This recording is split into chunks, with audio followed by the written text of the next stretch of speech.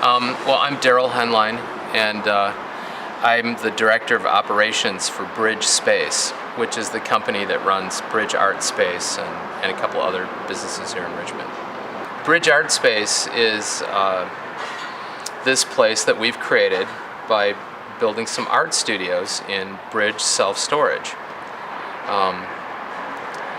Jeff Wright had the idea to convert some storage units into art spaces, and we started doing this 4 or 5 years ago, and now we have building permits from the city, and we're moving ahead with bringing in more electricity, building restrooms, insulating them all, and making really nice modern artist studios. It's interesting, like when artists move to a community, it seems like the most important factor is price.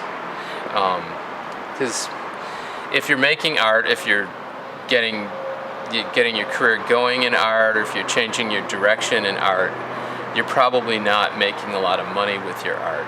So you need a place that's inexpensive so that you don't have to work all week to pay for your space. And Richmond still has some less expensive workspace. That's what we're trying to offer here at Bridge. We recognize that we can't raise the prices too high, or then we're not actually serving artists.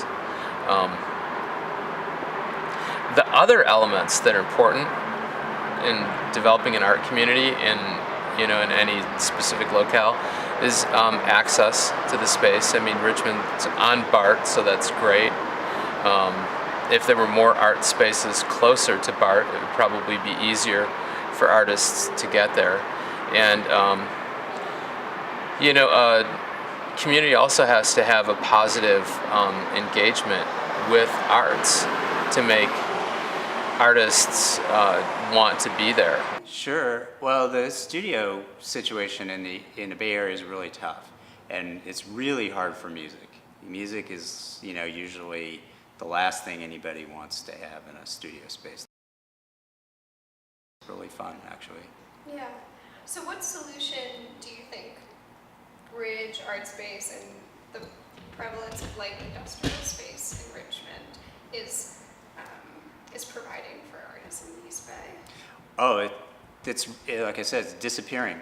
So, people have to realize that they have to, whatever stereotype or misconception they might have about a place because of its zip code or whatnot, they're going to have to start getting over that, because their places are disappearing in San Francisco, in Berkeley, probably even it's starting to happen in Oakland, because as housing comes in and there's pressure in the community to build housing, they build housing in places where the real estate is cheap, which tends to be the industrial areas, and then those industrial areas get rezoned, and then the next thing you know, you can't do things like this anymore, like especially not Tycho, because of the sound level, you can't do it.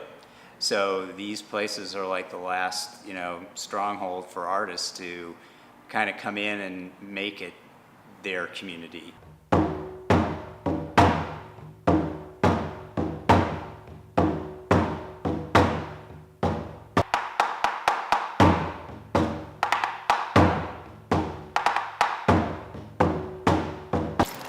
Tycho here, and he's got a lot of Tycho drummers that come here every day. Tatsumaki Taiko is a really busy Tycho group.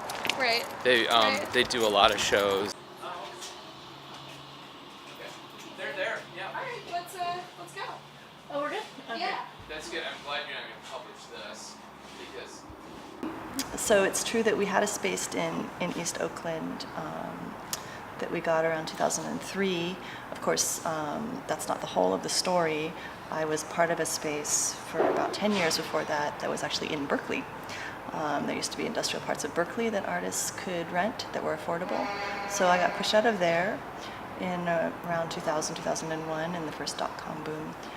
That's actually a really kind of fabled space. That's where Whoopi Goldberg got her start, et cetera, et cetera. So the story goes on backwards, forwards, in all directions. But so then we found the space in East Oakland, down in the industrial quarter around the Coliseum. It was great. It was pretty desolate down there, and still is in certain ways. And we had a great space there. It's also called the Milk Bar. It's in this old Sunshine Biscuit Factory, a huge, big, sprawling compound of about, I don't know, 4 blocks of, just factory that goes on and on. And I think that, it really supported our desires to be site-specific and do installation stuff, because there was just it wasn't just a box with a door and you go down the hallway and you go in your theater box. It was this crazy environment. So it was lucky for us, right? Probably 15 acres of mostly empty industrial building